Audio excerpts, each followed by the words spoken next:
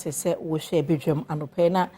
sabre de mene Dr. Isaac from Paul na atnase na me kai wo se Star Health Clinic nkomo ne ba bedi no men kai wo ona de bi oba udim se wo che bibi ye free wo mo aka kire se me kai wo ni pakro ona braso se mene no etwetwe enkomo Dr. from Paul ma che mejo se ye enenso ye da foforo wa besra ye da se brane bre bia wo de ne mapa ebre ya hwefo yes me das Star Health bokode boko pa ede nyankopon se ene ye fa hen binim so de bia oba obi foforo wo de ma wo mu a ehwe bedwom yeah amenchia ahwefo nyina say last week say the last discussion I had na ye some kind of a type of fibroid bia ema wo ho ye den pa yes the discuss that was submucosal fibroid and ye to so e discuss and enya no nko an so netimi ma wo ho ye den your other one bia eno so ni suba nyina te se submucosal no a eno so de ya na se eboa ma wo ho ye den eno de obetimi anyinsan but nyinsan no se ebe foma wo de na tena ho anyini de ebe den okay and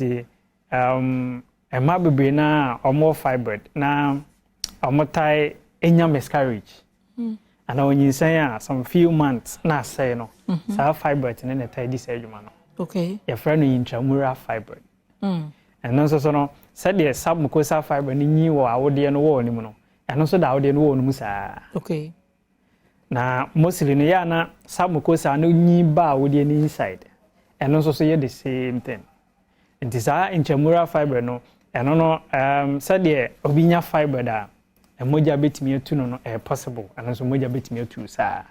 e betimi so aboa ma oba said the nka bebu nsa normal no nsa bu no ira se beba bibre ana se enhwe so mayi kra etimi boa ma oba moja awe intentem te said the akwala ne da oyem ana se bia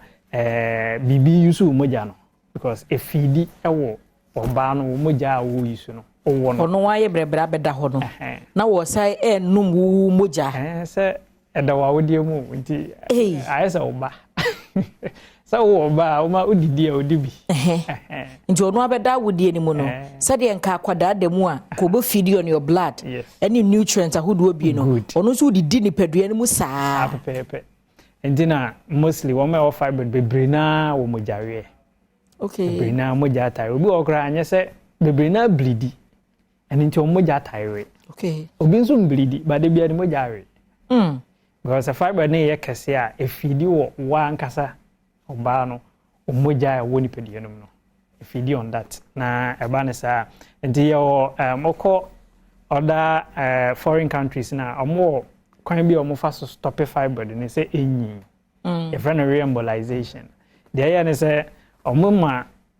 veins na edi nutrient any moja bebre ekoma masa de ne da oyem no it be stop no okay na ye kate no e ba ne sa fiber ne da ho onya moja bia mfa nyini enso odo a owu ne da ho wow if I just say yes so this intramural fiber di it may behave to say the oba akola da oyem pepe because awode no inside the line ni mu ene eda you know said the nyinsan be ye wo no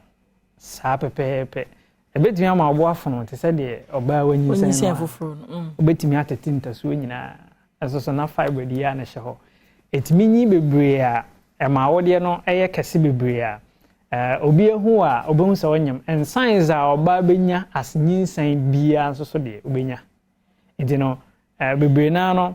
omoko hospital na anasa omoko hospital na ye ka kye se omo nyem a ayana amuhu ne se honhom se bi wo ewom because symptoms a wonya nyina wanye mpan wodim se de openfo asetena tie it is okohia osofu bi no ka kere ne se onyinsa ne yeyi ba no pe oje di oh okay di bebre na wadwe bi se onyinsa berebi yeyi ne ba di wantimi anwo but no kra bi anem this kind of fiber dey betimi am behave to se openfo pepe na yenwra mu ye yenim se oba de nka afo afuracha no 5-6 months no food na start a pija good sa fibroid and so dey take years and take months fibroid ni growth no it depend the way yes okay because ɛyɛ hormones na na regulate sɛ ɛbɛ nyini ntem ana empo ɛbɛba said the other time near discuss ya ka estrogen ne progesterone ho asem no nti ko say sa hormones no ko bro so bebre ya na fiber tin nya kwa nyi intentem okay and now ebia said the other time near ka say e ma na o mu tai use hair relaxers bebre no research American Journal of Epidemiology no 2012 now mbe 2022 last year ebeda edi mi ehun say o use hair relaxer bebre a eboa ema hormones ebro so ebe ye imbalanced ema otimi be develop a wo de mu yare okay enti oba bi a maybe o use hair relaxer bebre o twenty bebre na maybe what the ball of wanya fiber den ne no the growth na the rate edi benyi no ebe ye ntem be faster asen de onye ditisa okay de depend de o ye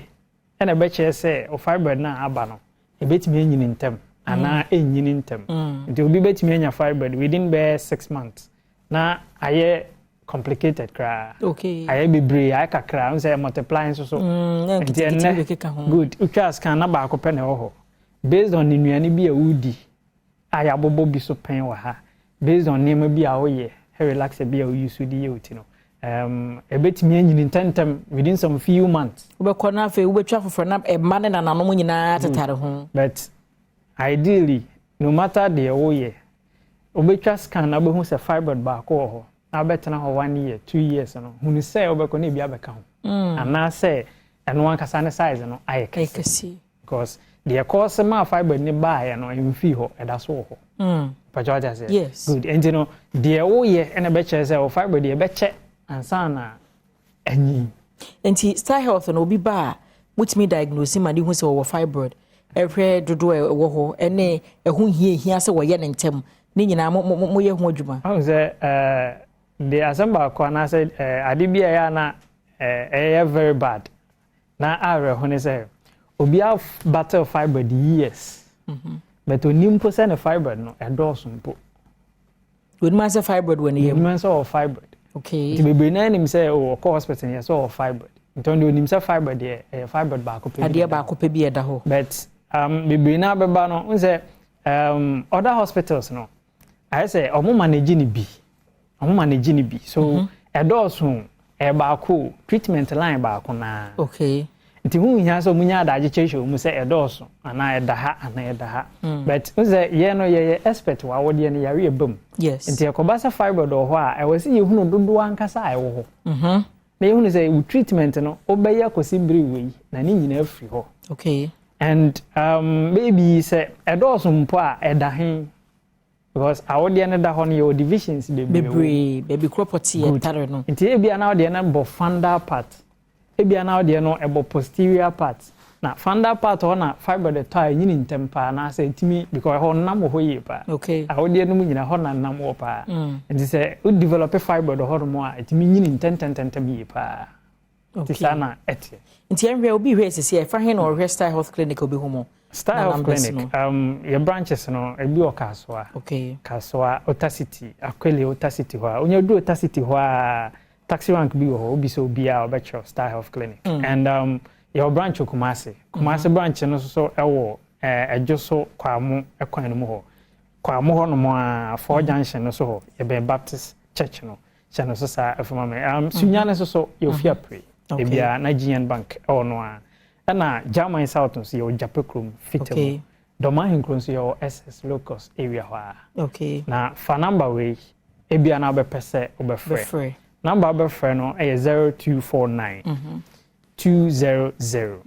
555. Missing number no subium 0249 200 555. Nti frɛ na de kyerɛ wadwe bia no e bia na fibroid e bia na ovarian cyst e bia na yare foforo bi kra ana e bia bema odwunso twa no ha bia ba ho na wo no ahwehwa che muni ho nkomo frɛ ne bra ne yedase Dr. Isaac Frimpong Every Star Health Clinic and when you didn't come on the bus number no any good screen so na ebre no aso say me mama muso na me kono na me kai wo say Adom's Fashionary and wa ma me corset top and trousers for ya ehemi e bia wo ye wedding engagement outdoor na year tare bibia person pamma wa freno 05500 74450 0550 074450 Kumasi Ebusuakuwa Junction Macro and Abehu Adom's Fashion Rebusia so na mejina na mama bimuso ushia me a eya frame anoche wa ba adwa se wa man kwa blansa antetina ti de na make house the people's forum it was